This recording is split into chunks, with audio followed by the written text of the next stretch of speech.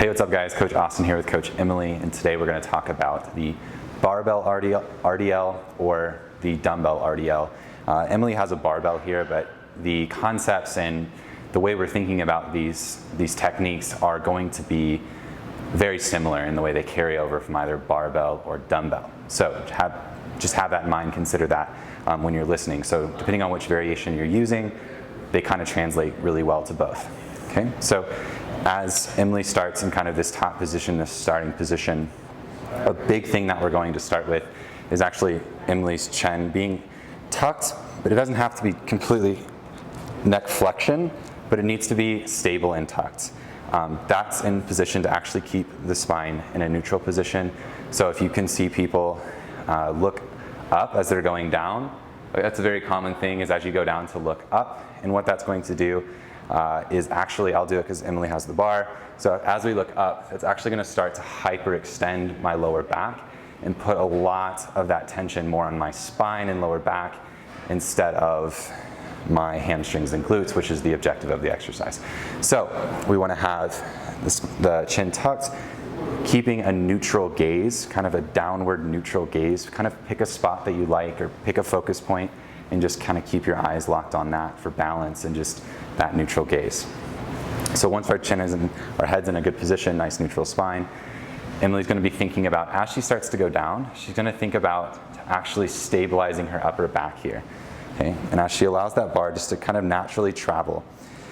And so Emily naturally wanted to, it's very common to naturally want to press this bar into your legs, okay?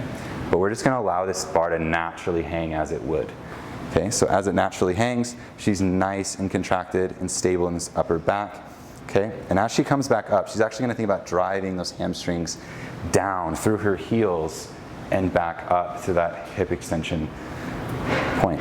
So as we go back down here, thinking about driving these hips back. Okay, and as soon as you hit full hip flexion here, okay, any more range of motion, and it would have to come from Emily's spine. Okay, so this isn't a destination exercise. This is an exercise that we have to use, and we're at mercy of the range of motion. You can go ahead and come to the top. We're at the mercy of the range of motion of our hamstrings that day. So if your hamstrings are super tight, you may not get as much range of motion. Okay, so as we're coming back here, coming to the top, starting position, nice tight upper back, nice and stable. And the first thing Emily's thinking about is actually driving those hips back. She's thinking about keeping those abs nice and compressed. As soon as she hits that range of motion, she's going to actually thinking about driving down that hamstring through those heels all the way back up to the top.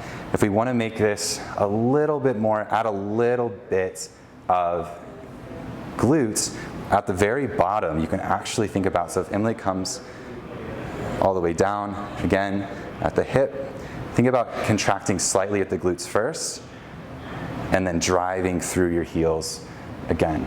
Okay, so good integration between that hamstring and glute in this exercise.